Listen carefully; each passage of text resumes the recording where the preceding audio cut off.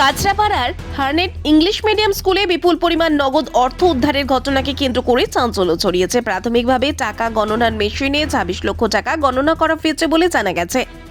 এছাড়াও একই ধরনের আরও 8টি প্যাকেটে নগদ অর্থ মজুদ রয়েছে বলে দাবি করা হয়েছে। ফলে মোট অঙ্ক কয়েক কোটিতে পৌঁছতে পারে বলে অনুমান করা হচ্ছে। খবর পেয়ে ঘটনাস্থলে পৌঁছয় বীজপুর থানার পুলিশ এবং ডিসিপি নর্থ আসিম খান। ঘটনাস্থলে উপস্থিত হন বীজপুরের নবনির্বাচিত বিধায়ক সুদীপ্ত দাস। তিনি অভিযোগ করে বলেন, একসময় বীজপুরবাসীর গর্বের প্রতিষ্ঠান হার্নেট স্কুল আজ দুর্নীতির আঁতুড়ঘরে পরিণত হয়েছে। সুদীপ্ত দাসের অভিযোগ, স্কুলের প্রাক্তন প্রেসিডেন্ট ও কাঁচরাপাড়া পৌরসভার প্রাক্তন চেয়ারম্যান কমল অধিকারী, বীজপুরের প্রাক্তন বিধায়ক সুবোধ অধিকারী এবং ব্যারাকপুরের সাংসদ পার্থ ভৌমিক এই ঘটনার সঙ্গে জড়িত থাকতে পারে। তবে এই অভিযোগগুলির স্বাধীনভাবে কোনো সরকারি বা তদন্তকারী সংস্থার মাধ্যমে এখনো নিশ্চিতকরণ হয়নি। এছাড়া স্কুলের সিকরুমে সুসজ্জিত বিছানা, দেওয়াল আলমারি এবং অ্যাটাচ বাথরুম থাকার বিষয়টি নিয়েও প্রশ্ন উঠেছে। অভিযোগ, ওই আলমারির থেকে আপত্তিকর জিনিসপত্র পাওয়া গেছে, যা নিয়ে নতুন বিতর্কের সৃষ্টি হয়েছে। অন্যদিকে স্কুলের প্রিন্সিপাল জানিয়েছেন, নগদ অর্থের বিষয়ে তিনি অবগত নন এবং এই সংক্রান্ত তথ্য স্কুলের অ্যাকাউন্টেন্টই ভালো বলতে পারবেন। সিকরুমে কি রাখা ছিল সে বিষয়েও তিনি কোনো তথ্য জানেন না বলে দাবি করেছেন।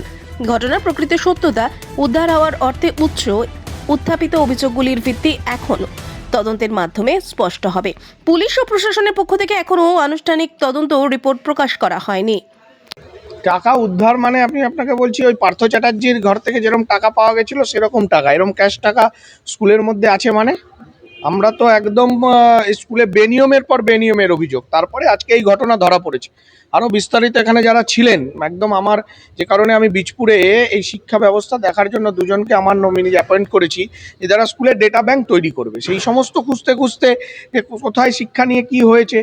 এই আমাদের স্কুলে এখানকার বাচস্পতি স্যার আছেন, গৌতম বাচস্পতি, ডক্টর অনির্বাণ গাঙ্গুলি আছেন, এনারা স্কুলে ডেটা ব্যাংক তৈরি হচ্ছে সব জায়গায় খুঁজছেন। তো এইখানেও অনেক বেনিয়ম আমাদের কাছে এই স্কুলের মাস্টারমশাইরা করেছেন। এই খুঁজতে গিয়ে তো দেখা যাচ্ছে এই ভয়ঙ্কর ব্যাপার, টাকা মেশিন এসছে, গোনা হচ্ছে, কোথায় থামবে, একটা প্যাকেটে 26 লাখ বেরিয়েছে, তো কয়েক কোটি টাকা। আমি বলছি এই টাকা স্কুলের টাকাও নয়, এটা কমল অধিকারী, সুবোধ অধিকারী, পার্থ ভৌমিকের ব্ল্যাক মানি। এত টাকা তারা ইডি সিবিআই এর ভয়ে এই স্কুলে লুকাতো, এখন যা বোঝা যাচ্ছে।